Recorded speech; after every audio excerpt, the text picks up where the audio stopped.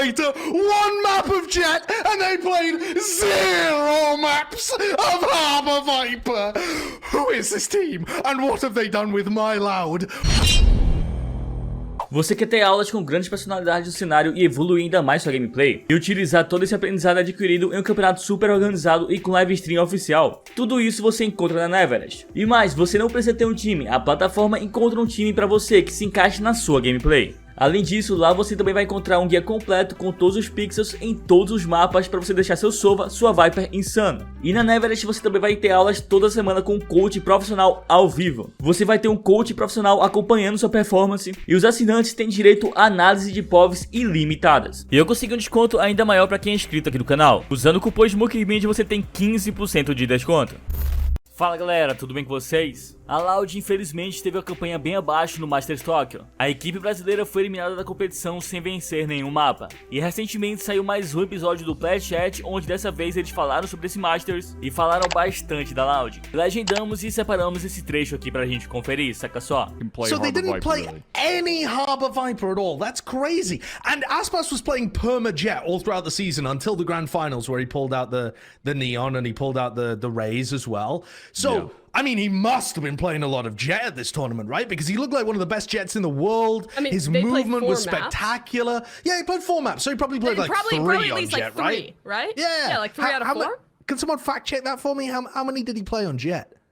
In the... in this? Look, oh, he played 1 map as Jet. Oh, yeah, it was 1. Oh, he played 1 map as Jet. Oh, and also, I mean, one of the great parts about how much Aspas plays Jet is that he gets the operator in his hands a lot as well. I mean, he must have still been playing, he must have still been using the op a lot, right? I mean, the operating was enormous in this tournament. He ran the op in 1 round! He ran 1 round of operator, 1 map of Jet, and they played 0 maps of Harbour Viper. Who is this team, and what have they done with my Loud? What have they done? Cowanzine looked shook. His fucking knees are wobbling. He doesn't know what he's doing out there. This guy's played many LAN tournaments before. What the hell was going? Had they all had a rip on the freeze pipe before their game, running different compositions, not in the killer mode? What was going on here? In what way was this Loud? Did they know I was rooting for them? Did they know I picked 3 of their players in the top 10? Is there a conspiracy to make me look like a clown? What is happening? This team just had a complete collapse. I think they showed up in bad form and they're going to be better next time. I mean, I'm gonna leave it at that. I genuinely, I mean, I'm watching like this game against EG.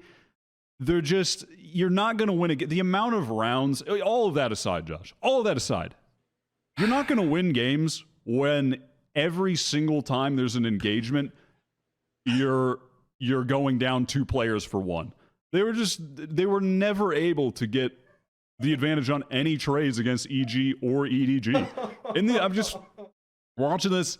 They're going up against 2 teams that are in really, really great individual form, and they're just never getting man advantage situations. They're winning so few duels. They're constantly going out 2v1, and you just... But also, even if they were doing when has right, that ever happened? When has that ever happened in Loud's history? They've never been in form this bad. Yeah, I mean, I which is like... which is kind of why I'm just kind of honestly writing it off mentally, and that might be just... Maybe I'm overlooking it too much, but... I just feel like they played against 2 teams and got individual form. They were in really bad individual form. Even if they were doing everything that you said they wanted, I think they just still lose because they just got FPS gamed to death. They were. It is crazy, though, how bad their form was. I mean, watching one of the players that I really highly rated coming into this tournament was Cowanzine, because what I'd seen from him at Lock-In and at... all throughout Americas as well, like playoffs, regular season, everything, is that any hot player on the other team was running into Cowanzine and getting deleted. Like this guy, his movement, his aim, it was so sharp, and it had been the entire year. And he just flopped here.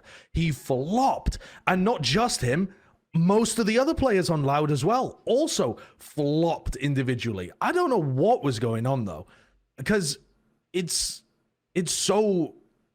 so dramatically worse than they usually play.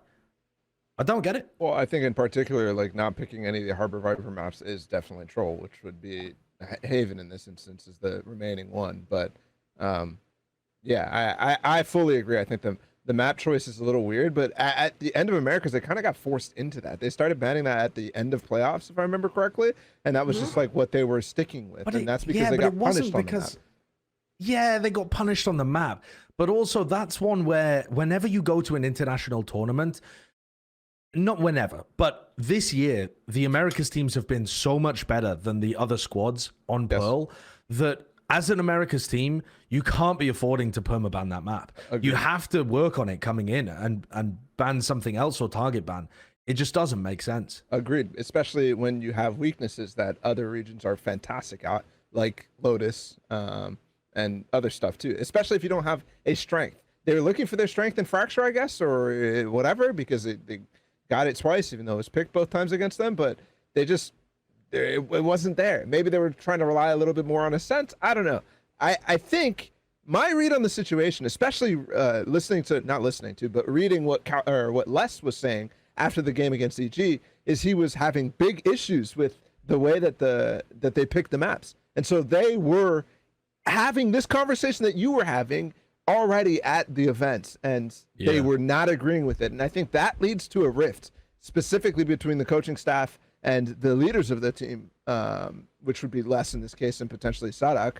And that is where you start to lose trust and start to lose confidence, especially with a bunch of inexperienced young players around you. Despite the fact that they've been to a bunch of LANs, if you're still young and you see your other people who have won championships before, like, having this discussion and not necessarily even hiding the criticisms of your coaching staff, then you're in a little bit of trouble. So I actually levy a little bit of criticism towards Les specifically because of some of his comments. When you're you can't go so harsh on your coaching staff when you are kind of the guy who is in a lot of the instances in game relying on the trust of your teammates and forcing yourself to be in these positions 2vx or whatever, where it's clear that you're not really trusting 2Es to make the right play and you're trying to make hero plays, which is not what Loud is founded on.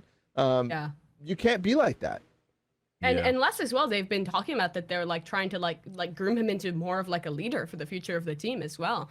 Like at the end of Americas, like there was interviews where Sadak was like, yeah, I want my boys to be able to call. I want Les to be able to do this, giving him more space to come up with ideas in the mid round, and they've talked about that with this coaching staff as well. Like you would like to see a little bit more maturity publicly about that kind of stuff, I think. But also, I think the real learning moment for him is that on his journey to become somebody that is like leading a team, you're going to have knocks, you're going to make the wrong call, and being able to bounce back from that and actually learn from those moments is really important. So absolutely. I think the thing that defines Loud for this year is going to be their Champions run, as it was last year. Last year, they had almost the exact same narrative. They did incredibly well and made it to the finals of the first tournament, bomb out in the second tournament, then they won Champions. There's different reasons why they did all of those things, but the path is similar. I think it comes down to whether or not they can pick things back up and get that system working again. And despite, by the way, this run being way more underwhelming than the Copenhagen run, even though that was a group stage exit, I felt like those games were at least a little bit more close, and it didn't look as disjointed, even though they still went out. Despite this one being worse, I still have more faith in them now because I've seen it so many times. This team can bounce back, and even in the regular season, you can argue that sometimes they bounce back in some of the more important and tough matches. And I just love more of what they've been doing this year in terms of meta development, even though I haven't been a fan of what they've done at this event and towards the tail end of Americas. And I think they should be able to find that common ground between the two sides of whatever argument might be going on and achieve what they did at Lock-In again. It kind of looks like they got bamboozled by scrims of just beating some good team on Fracture.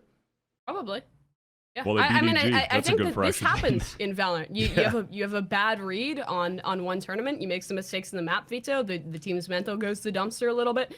That shit happens, but I think as we've seen from them again, we should still expect them to bounce back. I think they are still a favorite to make it out of groups, to be like a top 6, top 4, even maybe deeper team at Champions. I don't think this should fully shake faith. And if anything, I think it could be good, act as a bit of a wake-up call to figure out their shit before Americas, or excuse me, before Champs. By the way, on the Fracture note, I think they looked incredibly well prepped against EG in that first map. The second map was definitely just like full like loss of every bodily function or whatever. In the first map, their prep was insanely good against the Sova. I thought it was really nice, some of the ideas. They were trying to bait out Comms Drone. They were doing a really good job of doing that. It's just when it came down to pure execution, they just didn't have that follow-up layer. So it's like they had like I mean, I don't know. They played against them before, so they actually had like some antis ready in this situation. Just wasn't working. And I think when, especially you already have doubts about a possibility of, you know, playing on Fracture, banning Pearl, you're already like, we shouldn't have done this. And then you even are executing the protocols and maybe it looks like even good and you're still losing those rounds. That's an easy way to just lose full. Yeah. And because the way they were losing the way they lost those rounds were just, they literally didn't kill guys. Like they're hitting the site. Well, they also went to a 0-4 loss, right? And This is part of EG being unbeatable with the pistol bonus round stuff too. Yeah. But you're just never going to win a game when every time you hit a site and Jawjamo's standing there, it takes 2 players dying to get the trade. I mean, you're just never, you're not winning. But I'm not giving like enough credence to the performance, but I kind of just I don't care that much about it unless it's bad at Champions too. Like if they just make a great run at Champions, I think it's easy to write this off, just like how we wrote off Copenhagen last year. Ultimately, who gives a shit that they had a bad performance at Copenhagen? They won Champions and were the finalists at Reykjavik. Like, no one gives a shit. And I feel like we're in the same spot. We're waiting to find out if we're supposed to care a lot about this in a month and a half from now, and then we'll know. You know what I mean? I mean, it's like Fnatic losing in EMEA. Like, you could have looked at that and been like, oh, it was this big thing, but then they come back, win the next tournament internationally. Like, every team has these blips, even the best teams in history. In Valorant have had it. Loud has had theirs. I feel like this is probably another. If it's not, the narrative might twist, but for now, I think it's time to just be like, hey, Loud, you are forgiven for now. Let's see what you do at Champs.